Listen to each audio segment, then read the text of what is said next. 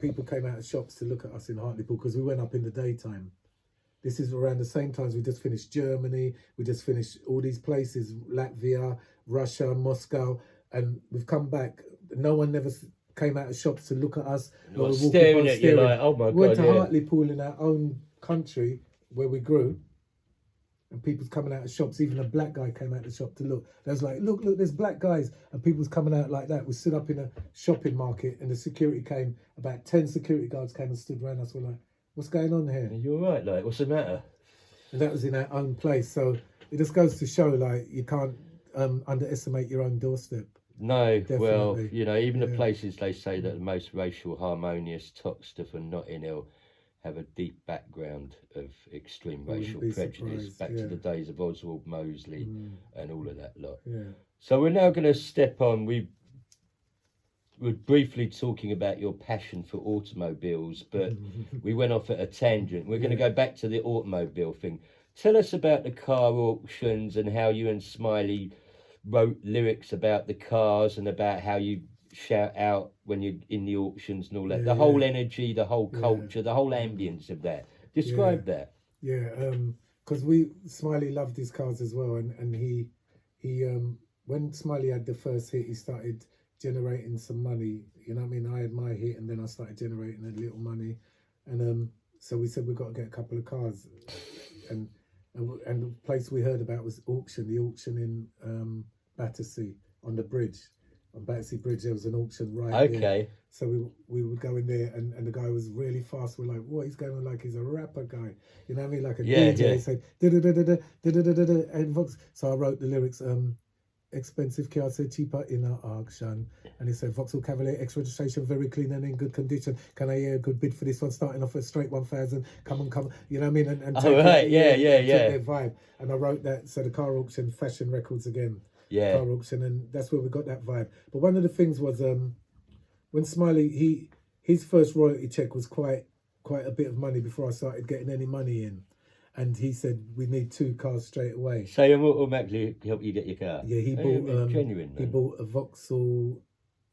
Smiley was at my wedding. Vauxhall Royale. Yeah. Was he? Yeah, That's amazing. He bought a Vauxhall Royale, which at that time was a popular car. But there was a car about at the time called an Opel Senator. Yeah. And he said, Senator, I got to get you that car. And he bought me the Senator back in the day, from back. And I used to love that car, burgundy, and stuff, and drive my Senator. And people used to say, no way, that's a Senator in a Senator. Like, it was amazing them times and stuff. Oh, wicked, man. Then we went on to, start making our monies more and more. So the actual sleeve, the front cover photo of Cockney Translator, that was taken where? In Clapham Junction, just by Dub Vendor. Isn't that not in an auction? No. And there's a car in the front of it. Yeah, that was outside a car showroom. Where's a car showroom? It was up Clapham Junction. We didn't travel too far from the studio. Okay. We didn't travel too far from there to do anything. And then in my one, the car auction, if I'm sitting on top of a Jaguar, the guy said I can, and the number plate is lyrics. Oh, brilliant! Unbelievable. Yeah. Unbelievable. Yeah. Like, wow. Yeah. And I'm sitting on top. He said I could take the picture on his car and stuff like that. Oh, that is wicked. It was amazing. Yeah. So we used to love. We had a passion for cars, and then Smiley eventually got the Mercedes. Okay. No, the BMW 7 Series convertible. Yeah. He got the BMW convertible 7 Series. Let me tell you, that was something else. Because as he got that car, we drove out the showroom and someone crashed in the back. I'm not even joking. What, straight away? Straight away. Oh, not even joking. He had to put that in the men's straight away. Oh dear. You know what I mean? And then when he got that back out, different things were happening. We starting to say, "Wow, this car is cursed." We was cussing the car a certain time, and different things were happening. Extreme things. Sad. You know what I mean? Yeah, extreme things. So it's sad. Yeah. So we said, you know what? But when he got rid of that, and then we started moving to different rides again. But yeah, we loved rides. Even when I got my first ride was one of my baby mothers, her mum. She used to she was a landlord.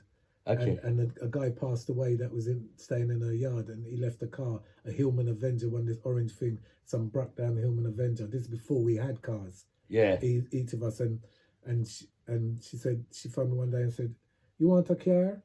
I said, "Yeah." "What do you mean?" She said, come up." So I went up, boom. In them days, you could get a car for 50 quid almost. She said, take the car, just outside. Yeah. So this car had bad windscreen wiper, very poor brakes, bald-in tires. It was Windscreen wiper, gear stick. Everything was wrong with this car. But guess what? I just drove that. I phoned Smiley, said, Smiley, I got a car. He said, come check me, rude boy, come check me. We drove up and down in that car every day. Every day. Didn't have money to fix the brakes. All of that. You know what it was. No tax, no insurance, no MOT. That's how we rolled back then. Yeah. You know what I mean? Let's hope you can't be busted for that now, innit? Nowadays they like to go back on things, innit? So no, they can't do that, man. Bust you for driving, admitting that you drove without that. You know what I mean? Right. Yeah. So then, cars were great, yeah.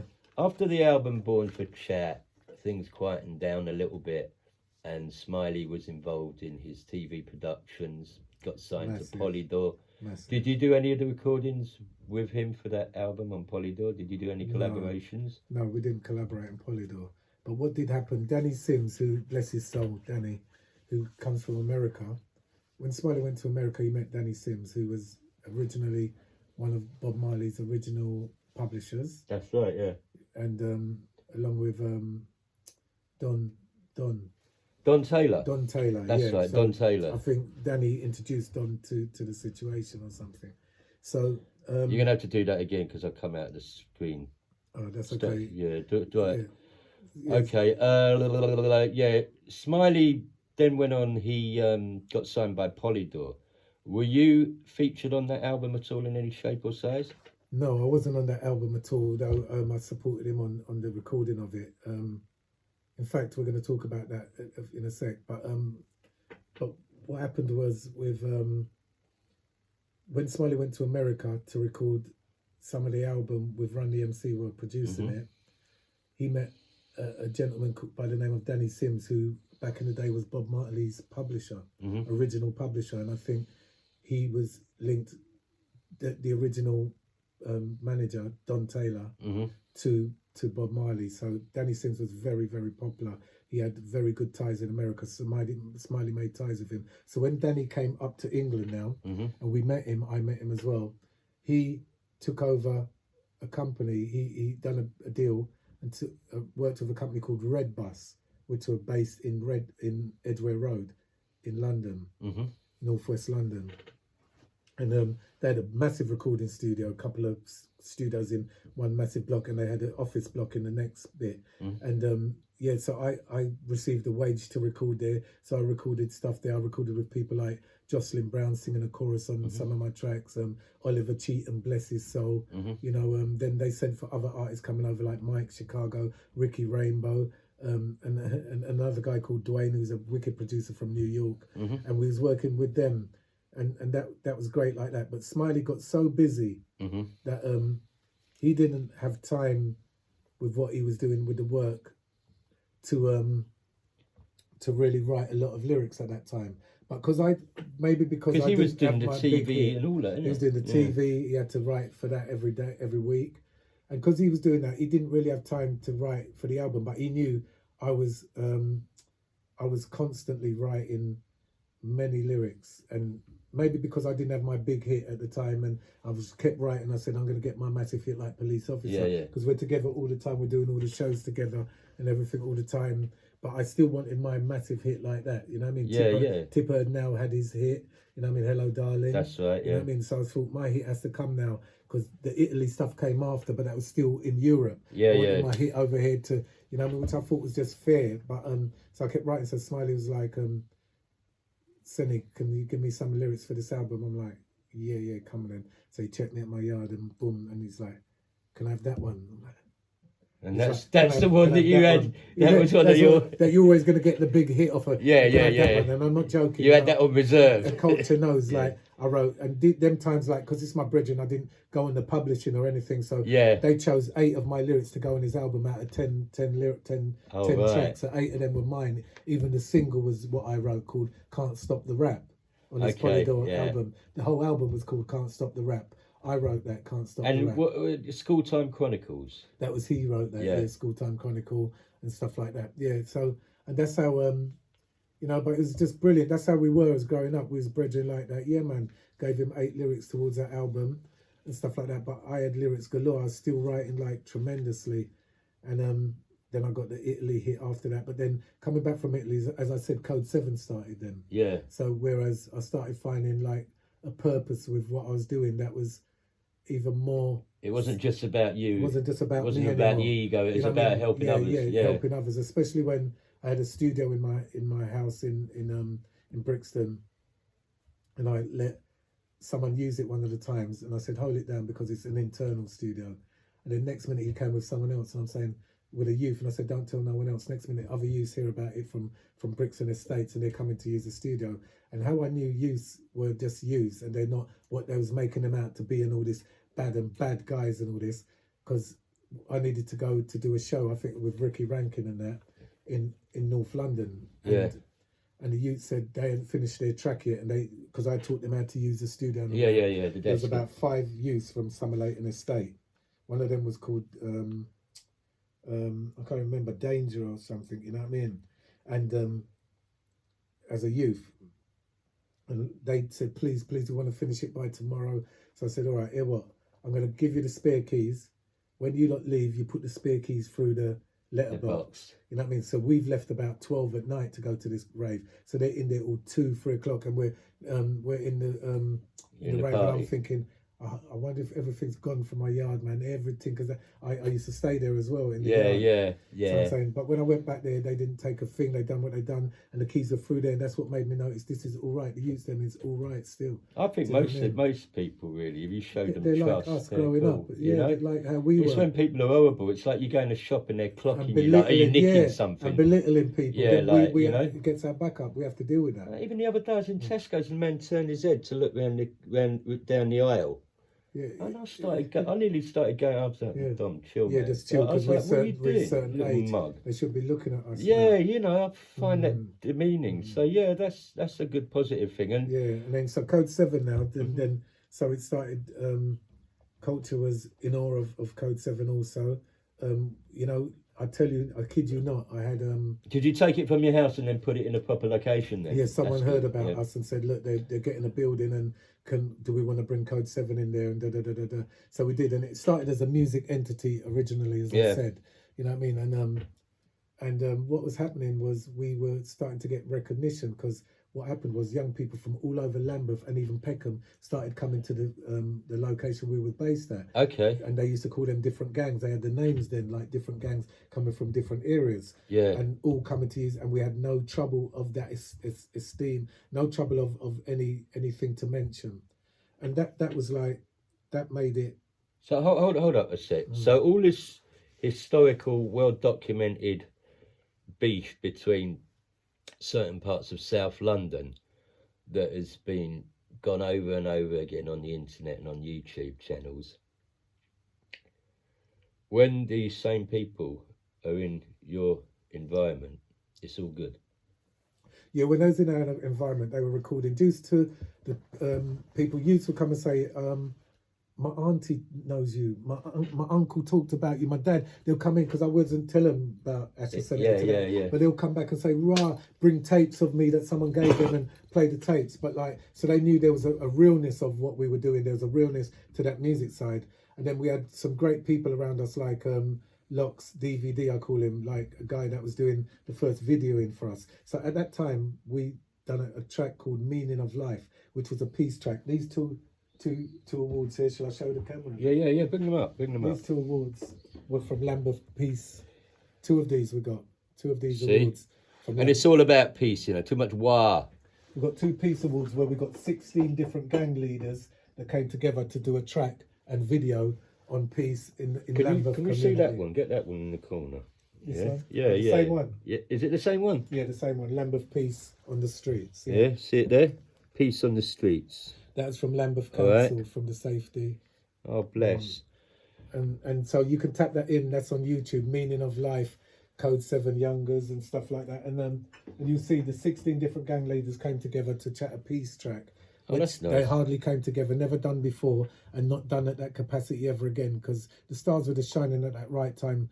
You know, bless Locks, thanks Locks DVD and other members that put a lot of input into that, into making that happen.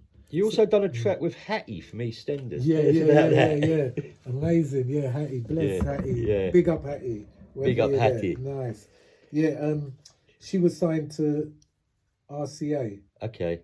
and Smiley made a link with RCA, and they were gonna do a track with her. Yeah. And he said, link up with my brethren, I should send it her. Yeah. And we linked up, we went to studio and we recorded it, and Yeah. and she loved it. She was fantastic. They was all on it. Yeah. And it was due to be her first release, Okay. because she was acting at the time. She hadn't done a track before. Yeah. So it was meant to be her first release, and then we had a meeting with the record Yeah, company. there was a big. I mean, Touch done a big feature on it, didn't they? And all Yeah. that? Yeah. Go on. And they said because her first track, they said they're going to hold back on having a rapper on her first track, because if it doesn't go top 10, they're going to hold it down to saying it was because of the rapper and stuff like that. So they done her single first, and then they was going to put it on the album, and so on and so on. It went back like that. But it was a real fun time recording with her. It was brilliant. Okay. Brilliant. She's fantastic. And was that before you done the track that you did with the Italian people that went global? That was before. Before that that. was all before, because that wasn't until '96 I had that hit in Italy. So when you were recording, like you've done this hit tune in Italy, did it open you to a whole new world of dance music? And It did, because I was like, I want to go home. You know what I mean? You can imagine when I went over there and it says, oh mate, yeah. I was in this. They said we're going to go out a few times before, so I went there before. I was out there for a week the first time. Yeah. And so they party hard though, they didn't party hard. Yeah. And then halfway through, I'm just standing there watching everyone like, this is totally different to our reggae, what we know and stuff like that. Yeah. And then I swear, about 5 a.m, they played this rhythm. It was like a ragga rhythm, like it was a reggae rhythm, like I said, "Are you mad?" And I started just trying to bust some lyrics on it. "Are you mad?" And then whoever got to DJ that time, they was playing that sort of genre through. And that made me think, you know what? Yeah. I started getting into it, and then what made me really get into it was when I took the stage for the first time and said, "I wanna see you up, moving on the track there, Move It Up." You know what I mean? You could tap that in on YouTube, Move It Up. Okay. And the place was going crazy, like, and when I saw their reaction to how they loved the performance and those tracks, that made me say, you know what, dance music ain't that bad. You know what I mean? No, I mean, like, you got dance music and dance music. I listen to a lot of... Music is music, man. Yeah. Music is music. And then, because before we'd be thinking like, we only chat on reggae, when I was first coming up in the 80s, said, "No, man, I'm gonna chat pan soul, I'm gonna chat pan reggae, no, reggae me do." So you're not chat pan hip hop? You know what I mean? Yeah, we was on the vibe. Yeah, You know what I mean? Till later on when we started developing in the 1990s, that's when we started changing to jump on some hip hop tracks and stuff like that. Yeah, the two are very connected though, hip hop and dance, definitely. you know what I mean? We was just really stubborn in our ways. And so that was good. And that track, Move It Up. So when I came back to England, as I say, people was talking about it a lot, and then Code 7 launched as a performance group, but then Code 7 became a charity, as I say. So now what we do with Code 7, we have a schools patrol on Brixton Road, where we have volunteers patrolling on Brixton Road after school times and speaking with young people, giving them vibes and showing them there's opportunities for them at different establishments, not just at Code 7, but at places like Marcus Lipton and other entities within our community. One person that springs to mind that we've got to all give flowers to, she's gone now, is Camilla. Camilla Peckham, from the Angel Kids of Peckham. Company. Yeah, we worked with her back in the day before Code 7 was anything. She employed us to deliver a play for Prince Charles. Oh, that's beautiful. So yeah, we structured that play. But giving you the outscope of Code 7 you're talking about, so you've got the after school projects in the estates. Yeah. We've got teams delivering those. We have a music So like studio. if people have got parents who work late, that they've got somewhere they're not left to their own devices and getting into a bad element. And they can have engagement with different types of sports activities, physical activities, mind activities. Then you've got the schools patrols, I said, on Brixton Road. We do a summer project every year with backed by the community and the police in schools during summer.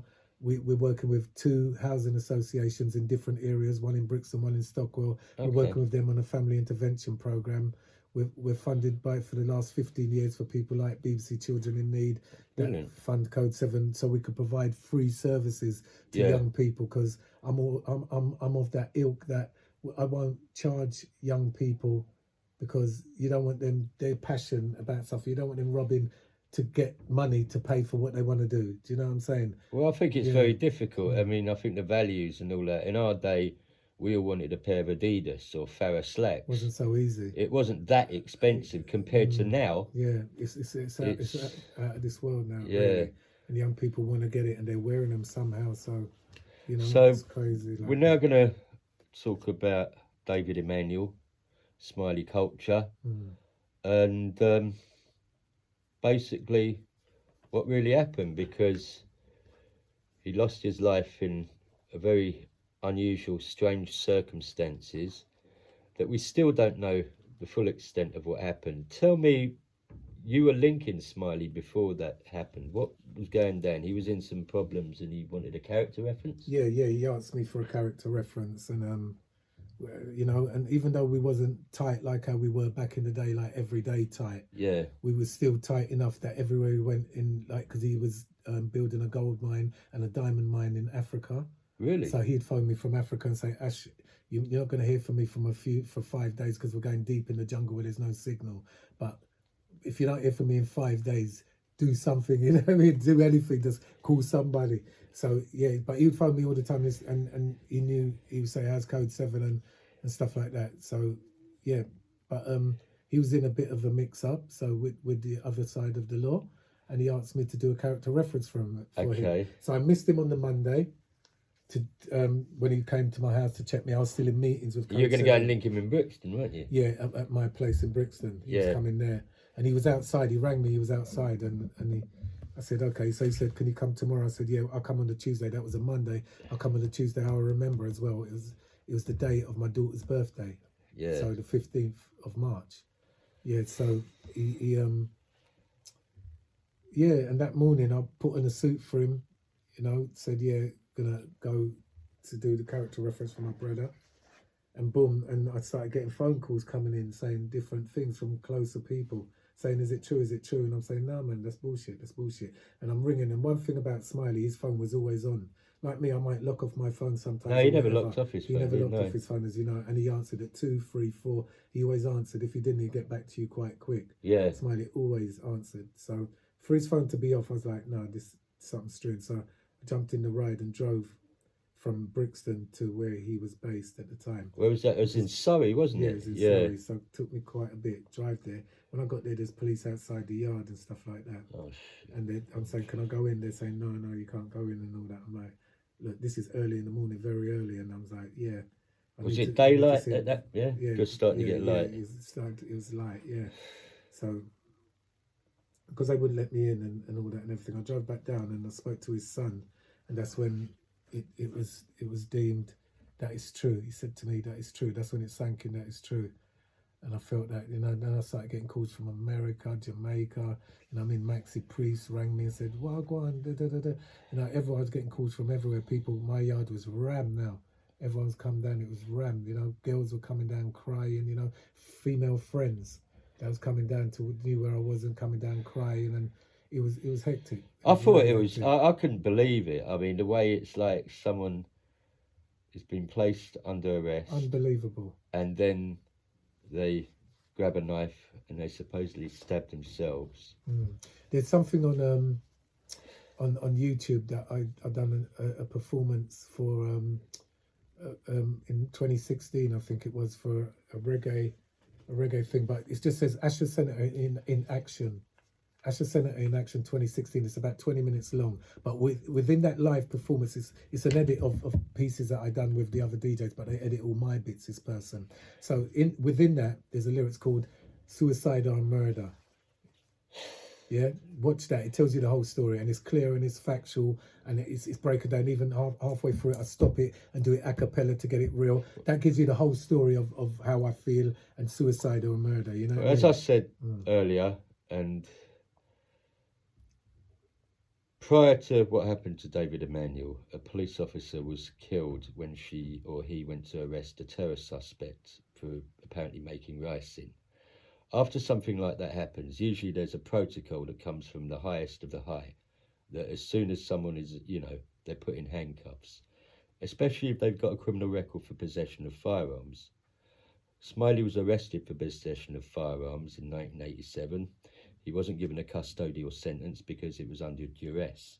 So if this is the case, why was he not put in handcuffs? And if he was put in handcuffs, how would he be able to grab a knife to hurt himself?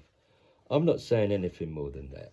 All I'm saying is we've lost one of our legends, a friend, you know, someone who paved the way for all of us. He made us kids, white or black, whatever, to know that you don't have to talk like a yardie to be able to chat on the mic. You can represent. Bless up David Emmanuel. Yes, Smiley Culture, big things are run, small things done. And so, and from that it led to, I said, I needed to do something, you know, it was jarring, man. You know what I mean? Before that, I'd lost my mum and lost my dad over a period over as it went, and then Smiley, like the closest Changes person everything, that's ever been to me. The three closest people that's ever been in my life, those three, like, so that was hard to take. But what I done was, because I couldn't do the character reference for him, I wrote a lyrics called Character Reference. Okay. Which, if you tap in Character Reference on YouTube, you see me performing the lyrics live at outside Scotland Yard and places like that. But this lyrics, it's a character reference in lyrics for him, and then and that's a long lyrics, but I had to cut it halfway because that's about 6 minutes long. So yeah, but obviously the man deserves more than that, really. But so I done a character reference, and then people was all saying to me, "You're going to write a book, you're going to write a book, you're going to write a book." I said, no, I ain't got time for that. I really ain't got time, because I'm writing plans, I'm writing applications, I'm writing reports, I'm writing evaluations. Well, Code 7 takes up pretty much most of all of your time, doesn't it? I mean, that's a work in itself. Yeah, so it really does. And I said, no way would I be writing a book. But then one day I just sat down, I started writing. A guy came to see me about a film. Yeah. And I told him, I'm thinking of writing a book about Smiley, and his interest, a guy called Ricardo Quinton Wright, he was so enthusiastic about it that I said, okay, I'm going to do it. So I started writing the book. Yeah. And I wrote Smiley and Me. First I called it Character Reference. Yeah. But when a proofreader read it, they said, this is a story about friendship. This is a story about two people. It's not just a Smiley Culture character reference. You're writing, this is you and his, because I wrote it from my site. I wrote the whole book from what I saw and from what Smiley said. There's nothing in the book that says, unless it says someone said this, but we wasn't sure. Like, there's no factual stuff being written about Smiley that came from third parties. Either I saw it or Smiley said it to me. That's what the book's written about. And it's called Smiley and Me. It's out still. Dub Vendor takes 10 every now and again and sells them. Okay. And so, so when we finish, I'll show you the book and stuff like that. Yeah, definitely. And obviously, we didn't want to go too much into details about the tragic fate and all of that, but it had to be spoken about because there's too many unanswered questions. Yeah, that's right. There's a time. I think it's beneficial not just for the victims, you know, not just about Smiley, people like Daniel Morgan, but it's also important for the police force that in the wake of what happened to Sheriff Everald, that they can regain some form of credibility and public trust. Correct. You know? It's totally correct. Big up Asher, Code 7. We need a Code 7 in every major city and town in the United Kingdom right now. So I'm saying centres of excellence is working off of the same framework and giving the young people something fantastic to work. You know, all these Foxtons, estate agents, all the money that you're making, all your hedge fund dudes, put in a pound note, you know? Put in a pound note. Amazing. You know? So, amazing. I mean, I always look to you and Smiley, who were very inspirational figures. As I said, it made me think, well, yeah, I don't have to talk patois, I can DJ and do this, you know, so it's important. And we continue the thread. Where did the style actually come from? Some people say it was like with yourself and Smiley, then you had the London posse with Bionic and Rodney P and all of that, and you had two guys in America, Dana Dane and Slick Rick. Yeah, definitely. But the Cockney thing, no, that came from, like, you could kind of tell how I even speak now. That's how I spoke in school, like, and people used to reference that, saying like, "Rah, 1 minute you're in patois, and in the same sentence you change from." So you would say, "Yeah, man, then I tell you, because when we do this thing, so you're talking patois, and then you go into English, like, rah," and people used to reference that. So a lot of people do that. That's what we do. That's what we do from England. When you're from England, you're talking and you say, "Yeah, man, just mind the door now." Every minute you're pushing up the door. All right, mate, slow down. Slow down. You know, he does that to a push the T. door Blacker Dread does it all yeah, the time. he does it. Yeah, Blacker, bless blacks. Yeah, so bless him. and then but what the real inspiration for that song came from Johnny Ringo's Jamaica, and he does USA. It's on my album. He put it on the album with New Yorker. New Yorker. JA to UK Clash. It's on that album. Yeah. So Smiley, Dennis Rose, Saxon's was outside Saxon's yard in Lewisham, and he said, "You should do one of them, Smiley. You should do a Cockney one."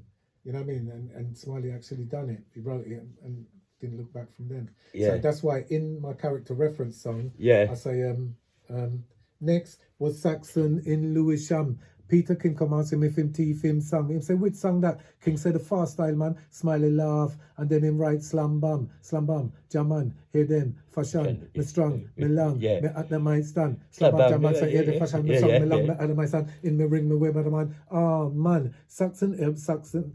Smiley Ebb Saxon to turn a champion, and him come up with the hit Cockney translation. Dennis Rose said, I told him to write that one. Anyway, in the reggae chart, it go number 1, 11,986. Sim. So I had to put that in there. Dennis Rose told him to write that one because he did. Yeah. You know what I mean? He even said, how come you never said, I did tell him to write that one? I said, it's how it is, Dennis.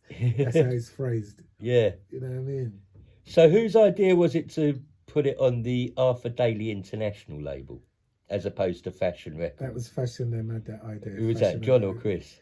It could be, I don't know, it could be either one of them. I don't want to give credit to the wrong one. But, they definitely. So Arthur Daily, were you a big fan of Minder? Yeah, for sure, definitely. We loved Minder. We loved different programs. I loved Minder as well. Did you like the Sweeney? Like the Sweeney, Sweeney's classic. Sweeney's classic. Yeah. You know what I mean? We used to like Fools and Horses. Oh yeah, Del Boy. Yeah. Desmond's in the Barbers. Desmond's, things like that. You know, so real crazy TV watching. See, we only had 3 channels back then. You know what I mean? None of this like Netflix and all you spoilt kids nowadays. It was difficult back then, mate. That's amazing. You know what I mean? So what message and what words have you got for the young people now who really are in the trenches? We've been talking about Brixton, you've got Code 7, you've got school patrols. Right now, if I'm really honest, if I am to everything that Scar City says is true, Brixton's a war zone right now. Yeah, it's definitely got things going on with it. And it's not nice. But I would say to a young person, like, if you can keep your head down away from that and raise your head up in the places it needs to be raised up. Find places like Code 7. There are other establishments like Code 7 that look out for young people free of charge, that give you, you know, from multimedia down to sports activities, down to educational support, down to a mental health support, as you exactly. There's a gentleman who I saw in a documentary, and I think he used to go to the old Saxon dances. He's from South East. Ron Bell. He was one of the Millwall boys, and he's dealing with like mental health through like physical exercise. As you know, when you work out, you release endorphins and all of that. So you know, we're all trying to sort of like create a better world, because the powers that be, you know, without going into detail, don't really care about us, man. We're living in a feudal system, man. We've got to change that. They don't care one bit. You know? So it's like, we've got to make it happen. But as I said, young people, just keep your head down where it's meant to be down and raise it up where it's meant to raise up, you know? You don't have to be a hero. You know what I mean? Because when we were growing up, we had to be heroes as well. We understand the plight. Like, someone would say, don't walk on that road because but we're walking that road. Yeah, as soon as they said that, you got to go there. Yeah, but you don't have to, honestly. Yeah, you don't have to. Just and it's avoid actually postcode wars, and just get to your destination, get your tracks. Have your done, purpose. Get your purpose. Get sense your of self. done. Yeah, that's right, and that's very much. Can't say more than that. You know, we can't emphasize more than that. So we're going to round it off. The last thing I want you to talk about is your favourite DJ, the person that really inspired you, which is Cecil Wellington Nicodemus, right? Nicodemus, no other. Yeah. He's fantastic. It's, you know, I'm passionate. When I'm passionate about something, I was passionate about football, playing football in primary school, playing it in secondary school, playing for my club. Yeah. I was passionate about that. I was passionate about Nicodemus in that sense. Like, you know, real passionate about, like, Flux from Frontline and Welton, they would tell you, like, I'd be on them, like, any Nicodemus tapes, I needed Nicodemus tapes. And that time he was on Virgo, wasn't he? He was on Virgo. Yeah. Virgo, man, jeez and peace. Yeah. And, you know, Nick had some bad boy lyrics, man. And his tone and everything. And, you know, you to try to lower your tone to be like, tell Nicodemus I did #1, tell Nicodemus, and tried to lower my tone to be like that. But then I started getting my origination. But it started from. Now, to me, it's how he just sits on the rhythm. Listen to Cabin Stabbing with Supercat, Nicodemus, and Junior Demus. Where Nicodemus gives the two of them a DJ lesson. Massive. Look how he just sits on that rhythm. Massive. But you know who's the who does that to my heart now, right now? Who? Capleton. Fireman. I'm sorry, he rocks my world. Capleton rocks my world. The way my boy delivers from when. Before he started dreading up fully and all that, and I met him at the airport. I was dropping someone at the airport, and I met the man at the airport. And I was lovely person, isn't he? Totally down to earth. Earth. And we were speaking for some time till the plane left and stuff. And from then, I say, "Yo, me, I should send it to Rere," and he say, "Yeah, man, Rere." But from hearing his delivery and everything, he's my favourite now. So from Nicodemus to Capleton, everyone else I respect and I've got nothing. I respect every DJ because they get up and do it. And some of them's got some songs where I have to say that's mad song. You know what I mean? Even like my boy them, Scare Them crew, and it was not dressed like girl. Yeah. Listen, tunes and tunes. Mad Bounty Killer. Everybody like some mad tunes. They were like some punk band, weren't they? Red hair and all that. Yeah, when we used to go to their tours when they was up in England. Yeah, mad. But every DJ. You like Skeng or them? Yeah, man. Beautiful. Everyone's got in their own right a fantastic Ninja, man. Jeez, the way Ninja used to handle Sting. Yeah. Listen, we used to tune in for that Super Cat. Well, hopefully, through the grace of God, he gets his Privy Council hearing, and what should happen should happen. I can't elaborate more than that because I'm not going to jeopardise anything. Desmond Ballantyne's my brethren. I went to visit him in jail the other day. Oh, bless. Chin up, you know. And you know the great singers that's come about as well. So I just want to big up everyone who needs to big up. Obviously. You know what I mean? Smile up, with a smile up. You know what I mean? Only God people I get call up. That's right. And like, you know, a lot of artists are no longer about, but you see what we've created here? This is lasting forever. You know? Cockatoo will never die. Those tunes they're amazing, man. And that's what I say. For sign off, I say, too good to be forgotten, then better put you in the Hall of Fame. I say we're too good to be forgotten, cause every day them have to call we name. Me say we're too good to be forgotten, then better put we down in history. Me say we're too good to be forgotten, cause every day them have to remember we. You know that. See? Remember, Asher Senator, Dominick TV, live and direct. Boom. Lover, peace. Boom.